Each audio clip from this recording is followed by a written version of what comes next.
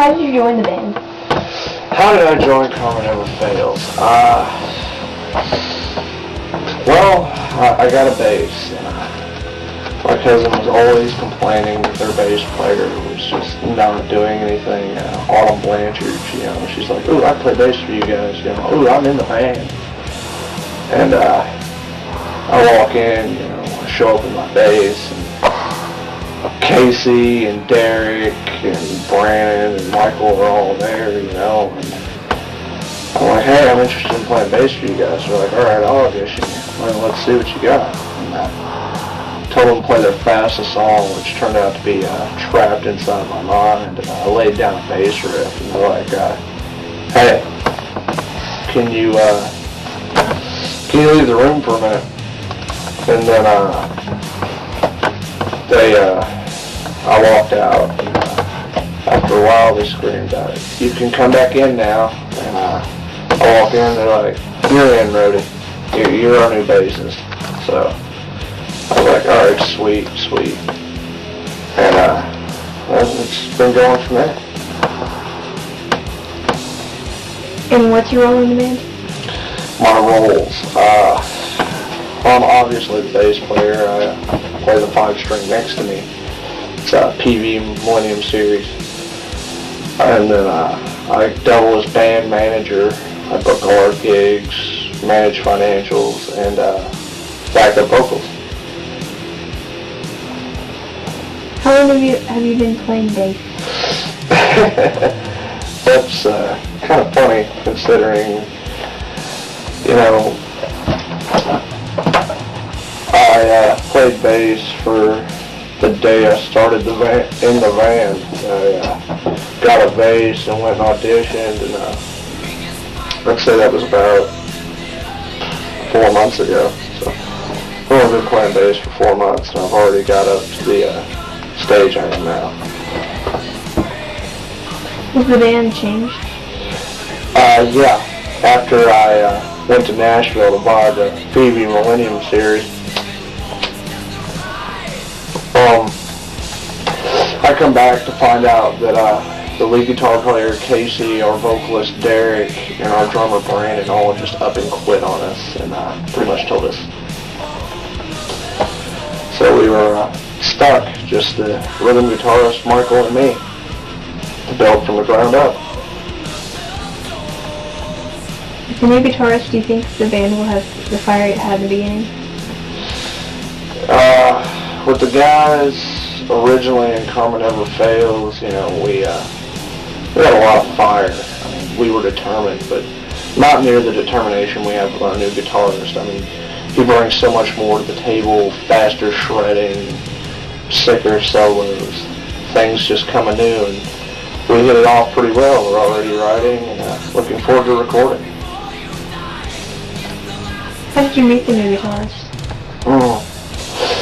Meeting the new guitarist. I met him, I want to say, February. There was a dance at the high school, and I went with a chick, and we just had it out. And I was pissed off walking around, and I saw his sister, and I kind of waved, and he walks up to me, he's like, "You Harlan Shreve?" I was like, "Oh, yeah, that you've been doing stuff with my sister, boy?" I'm like, "Who's your sister?" He's like, "Autumn Harris." I was like, "Oh, yeah. I'm gonna shake your hand." I'm over here expecting to get decked in the face, and he's over here saying, "I want to shake your hand." I didn't know how to take that. I'm like, "Oh, okay, sure, I'll shake your hand," and I was like, "Okay, I'm gonna walk away now." What are your opinions of your bandmates? Well, with my bandmates new and old, Casey's a dick. Derek, he's okay. Brandon's Brandon, even though he's gone now. Michael Hall, he, being my cousin, he's really hardcore. I mean, I remember watching him play guitar a year ago. He could barely play Iron Man, and now he's over here playing face melting solo riff like things, and then I'm just like, God, only after a year? Really? Man, it's sick. And I mean, his personality definitely goes with his guitar riffs. I mean, they're just random, but they're awesome. I mean, I remember a time I was going down the hallway in the high school, and he was arguing with a redneck about something. He called him a faggot or an emo or something.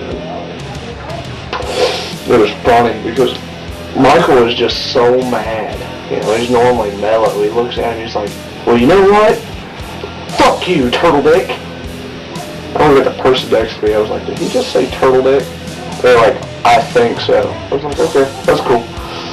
And Devin, oh man, at first I really didn't know how to take him. I mean, the day I met him, he's like, I'm gonna shake your hand. Who shakes your hand for doing this, sister? Really? It's just, you don't do that. But you know what? It kind of went from there. I thought he was a little weird. I was like, okay. Shook my hand for doing his sister. That's unusual, but okay, I'll go with that. And here it is a year later, I hook up with his sister. I come over, he's sitting out on the front porch playing his Ibanez RG series, and it's Hans balls, and he's out there just picking around. I was like, alright, let me see it. I started playing Enter Sandman or Master of Puppets. He's like, you play guitar? I was like, a little bit. I mainly play bass. He's like, here, let me show you this. And he cranks out this solo, and I'm like, God, I need that dude. Definitely. He's out here, the window fucking peeking in at me. And he's like, what did you say about me? Oh, yeah. I see. Anyway, it was great, and then now we hang out every day, I'm there, I visit his sister, we play, and I mean, it's awesome, We started out, just me and him playing guitar, and now he's in the band, and I'm playing bass again, and I'm more in my element now. Who's your inspiration to play bass? Oh, my inspiration. Playing bass, I gotta admit, I have to have, like, 2, maybe 3 that really inspired me. I mean,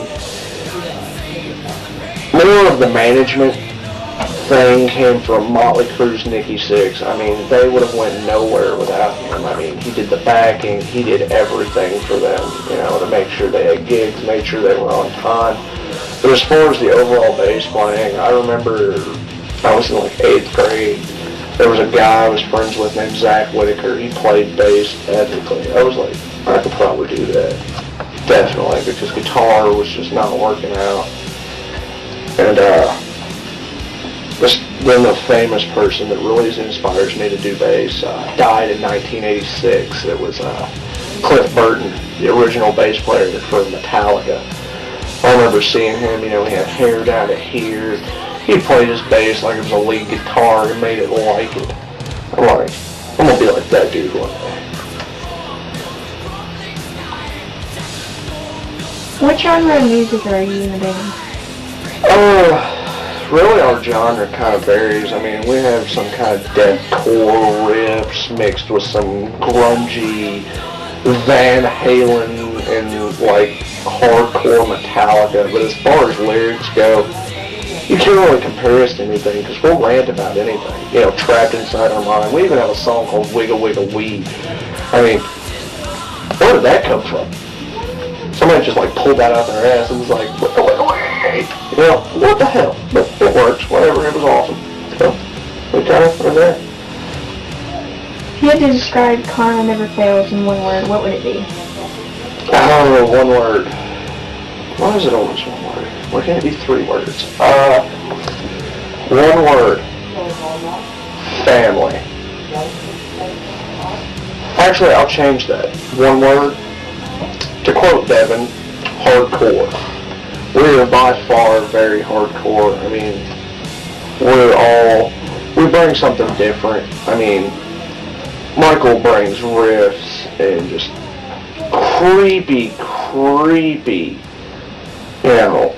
just rhythm guitar. Devin is just wicked solos. I mean, it's really weird. Me, I bring, the bass guitar, the backing, and I throw in the occasional solo to back the power and amplitude of Devin's solos, and then along with the dark riffs that I play on bass in the background, it really fills it out. Where do you see the band in 5 years?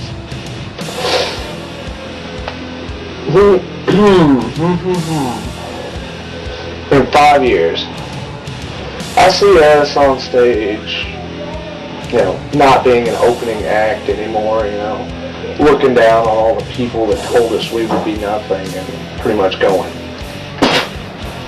yeah, what now? We succeeded.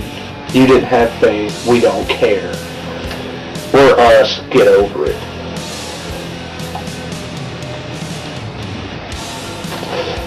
Do you see yourself playing bass for them in 25 years? Oh yeah. I mean, I look at us now. We cut up. We have fun. We play. We smoke. We live it up. Shit. Fire. Come back. Anyway.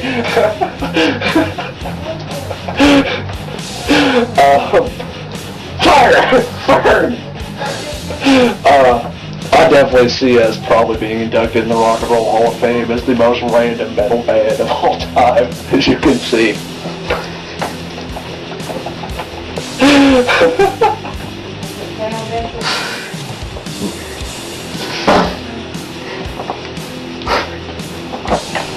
What's the band's called? The band's called. I love how you said that. You were like, what's the band's called? Definitely get rich or just